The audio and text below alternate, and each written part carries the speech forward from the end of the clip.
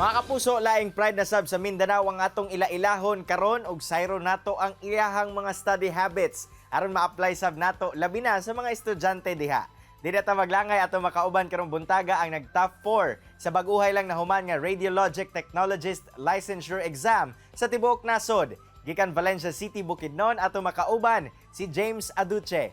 James, good morning and welcome sa At Home GMA Regional TV. Kamusta ka diha? Sir, good morning po, sir. Medyo na-overwhelmed palagi ko, sir, until now. Even though taod-taod na, pero until now, sir, naka-overwhelmed ako sa tanan, waiting sa akong success, sa akong family, tanan, sir. Well-deserved gayud nimo ang mga pasidungog nga imo ang gakadawatan karon, James. Apan, diyang nadungog nimo nga pasado ka, unya, 4th placer pa gayod. Unsa ba ang imong initial response?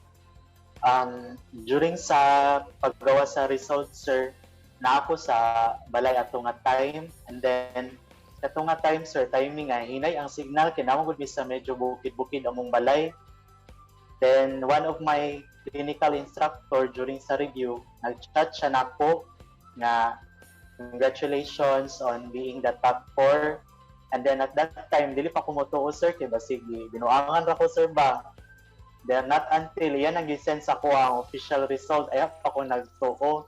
And wala, sir, murag wala na ako kabalo sa akong i-react, malipay ba ko or masad ba ko, sir, kay although na-top ko pero akong mga kauban na ako'y wala ni pasar, pero still thankful ko kay gihatag ni Lord sa kuha sobra-sobra sa akong family and also sa akong mga friends po nga ni pasar. Happy kayo ko, sir. Bisan si kinsa siguro, James, malipay gyud nga pasado ug sulod pa sa top 5. Pero a little background lang, no, paunsa baka nagka-interes nga mosulod into medical field ug ngano radio technologist ang imuhang gikuha? Actually, sir, wala. Before high school ko, wala ko yung idea unsa ang Radtech, unsa trabaho sa Radtech. Kana akong igagaw is a nurse. And then, pag-graduate niya, ayha na niya na-realize nga gusto din siya mag-Radtech kay aside sa in-demand abroad, in-demand po ng Radtech diri sa Philippines. So, siya, dili naman siya gusto mo eskwela. Ako na lang iyang ginapugos-pugos until iyan ako na-encourage. Until ako na lang ni-pursue sa iyang gusto. Pero along the way ba, James, ikaw ba mismo nahigugma na sab ka sa mong propesyon? Ug sa mong propesyon, unsa ba ang nakahatak kanimo nga higugmaon sab kini? First, sir, kanang it is my happiness, sir, to serve people man good food. And at the same time, what's unique po sa amo ang job is makita manggod na mo ang usay sulod sa atong lawas, sir, nga dili ni makita sa uban profession. Karon nga pasado ka na, unsa ba ang imuhang mga plano nga himuon karon? As of now, sir, nag-work pa man ko. Maybe soon, sir, mag-proceed siguro kong medicine since nako scholarship from my school. And hopefully, maka-proceed ko soon. Siyempre, before sa kadaugan, adunay mga struggles. James, please share to us ang mga struggles nga imong nagian sa imong college life kaniadto. Sanglit sigurado ko, dili sayon ang pagka-Radtech student. During sa akong college days, sir, waan jud ko kanang average lang ko nga estudyante, kanang relax lang, sir, ba.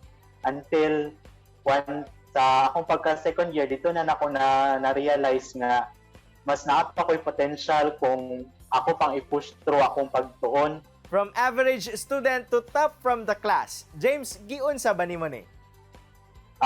Before, sir, kanang dili yung kay kuga study kanang adlawan kay kanamiya gusto ko makauban-uban to sa akong mga classmate sabay-sabay.